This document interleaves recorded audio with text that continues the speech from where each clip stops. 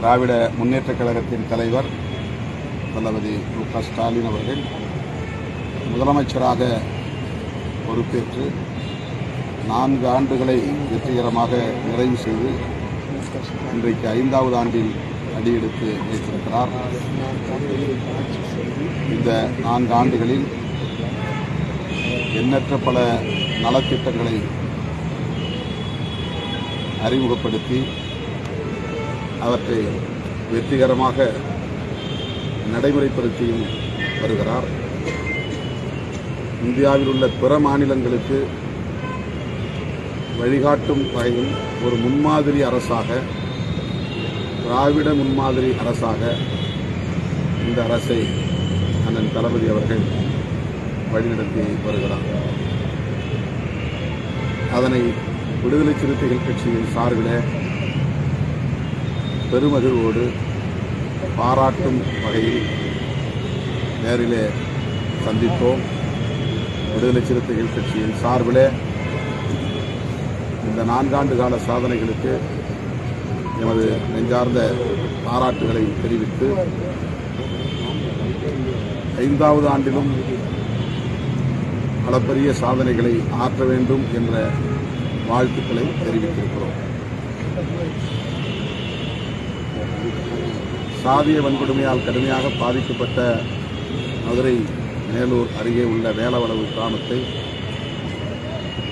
அரசு மேம்படுத்த வேண்டும். இந்த கிராமத்தில் உள்ள மக்கள் அடிப்படை வசதி கோரி தொடர்ந்து போராடி வருகிறார்கள். ஆகவே சாதிய வன்கொடுமையால் பாதிக்கப்பட்ட அந்த கிராமத்தை முன்னுரிமை கொடுத்து மேம்பாட்டு பணிகளை மேற்கொள்ள வேண்டும் என்ற கோரிக்கையை மாண்புமிகு முதல்வருக்கு முன்வைத்திருக்கிறோம். அதேபோல தேசிய தடய அறிவியல் பல்கலைக்கழகம் தமிழ்நாட்டில் தொடங்கப்பெற வேண்டும் என்று மக்களவையில் நான் ஏற்கனவே பேசியிருக்கிறேன். உள்துறை அமைச்சருக்கு கடிதம் வழங்கியிருக்கிறேன். அதனைத் தொடர்ந்து தமிழ்நாட்டுக்கு தேசிய தடய அறிவியல் பல்கலைக்கழகம் அமைப்பதற்கு ஆணை பிறப்பிக்கப்பட்டிருக்கிறது. அந்த பல்கலைக்கழகத்தை தொடங்குவதற்கு அரசு 40 ஏக்கர் நிலம் வழங்க வேண்டும். அந்த பல்கலைக்கழகத்தை சார்ந்த துணைவேந்தரின் சார்பில் இயக்குநர்கள், பதிவாளர்கள் நேரிலே முதல்வரை அண்மையில் சந்தித்தார்கள். விரைவில் அதற்கான நிலத்தை கையகப்படுத்தி இந்திய ஒன்றிய அரசுக்கு ஒப்படைக்க வேண்டும் என்கிற கோரிக்கையையும் இன்றைக்கு மாண்புமிகு முதல்வரிடத்திலே விடுதலை சிறுத்தைகள் கட்சியின் சார்பில் முன்வைத்திருக்கிறோம். தலித் கிறிஸ்தவர்களுக்கு தனியே இடஒதுக்கீடு வழங்குவதற்கு அரசு பரிசீலிக்க வேண்டும். மாண்புமிகு மேனாள் முதல்வர் முத்தமிழறிஞர் கலைஞர் அவர்கள் ஒட்டுமொத்தமாக கிறிஸ்தவர்களுக்கு அப்போது 3.5% இடஒதுக்கீடு வழங்கினார். அதிலே மிகவும் பின்தங்கிய சமூகமாக இருக்கிற தலித் கிறிஸ்தவர்கள் தங்களுக்கு இடஒதுக்கீடு வழங்க வேண்டும் என்கிற கோரிக்கையை வலியுறுத்தி வருகிறார்கள். அந்த கோரிக்கையையும் கனிவோடு பரிசீலிக்க வேண்டும் என்று முதல்வரின் கவனத்திற்கு நாங்கள் முன்வைத்திருக்கிறோம். 4 ஆண்டுகளில் உங்களை கவர்ந்த சிறப்பு திட்டம் ஒவ்வொரு திட்டமும் போற்றுதலுக்குரிய திட்டம். அதிலே காலை உணவு திட்டம்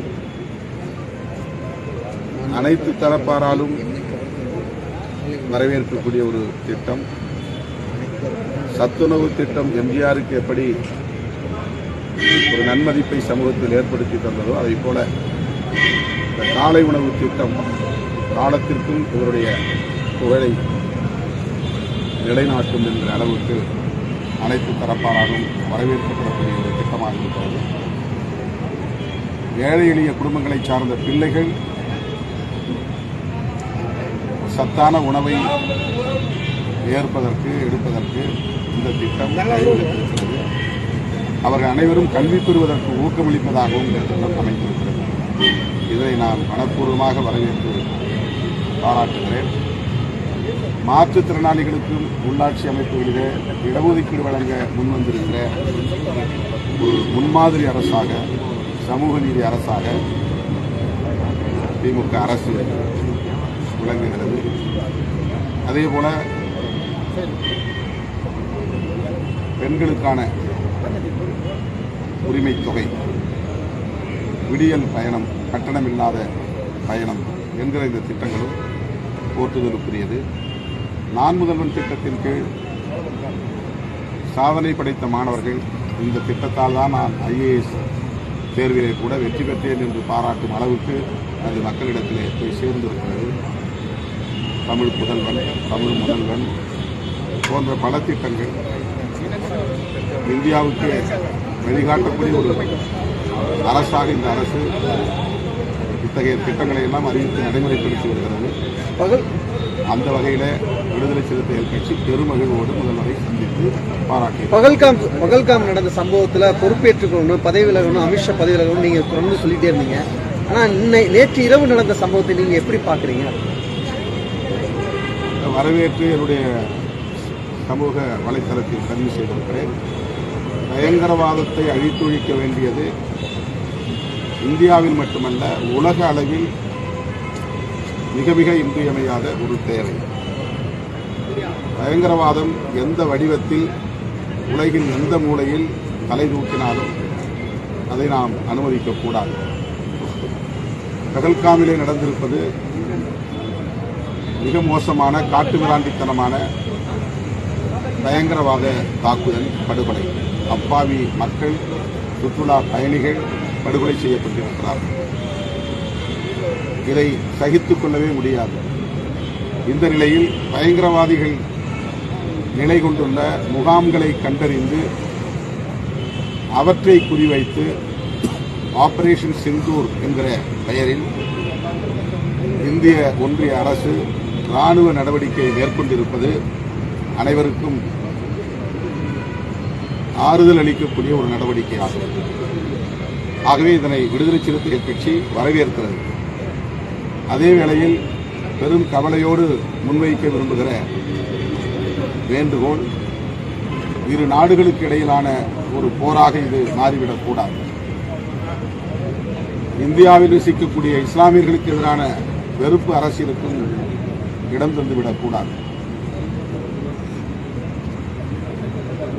இந்திய ஒருமைப்பாடு பாதுகாக்கப்படக்கூடிய வகையில் இத்தகைய நடவடிக்கைகள் அமைய வேண்டும் என்கிற வேண்டுகோளையும் வரவேற்கும் அதே வேளையில் இணைத்தே முன்வைக்கிறோம். இந்த 4 ஆண்டுகளில் தலித்துகள் மீதான தாக்குதல்கள் குறைந்திருக்கா, அதிகரித்திருக்கா?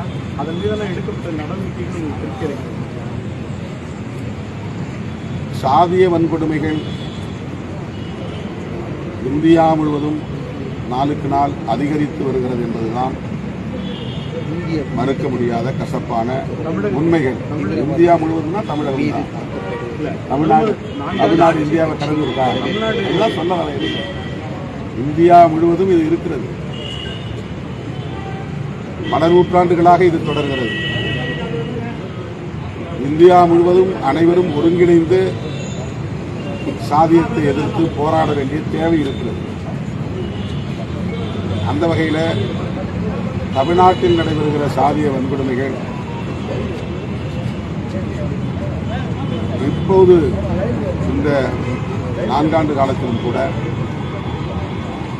குறைந்துவிட்டது என்று சொல்ல முடியாது. 2 நாட்களுக்கு முன்பு வடகாட்டிலும் கூட உள்ளே புகுந்து தாக்குதல் நடத்தியிருக்கிறார்கள். புதுக்கோட்டை மாவட்டம் திருவரங்கம் ஒன்றியத்தில் உள்ள ஒரு கிராமம்.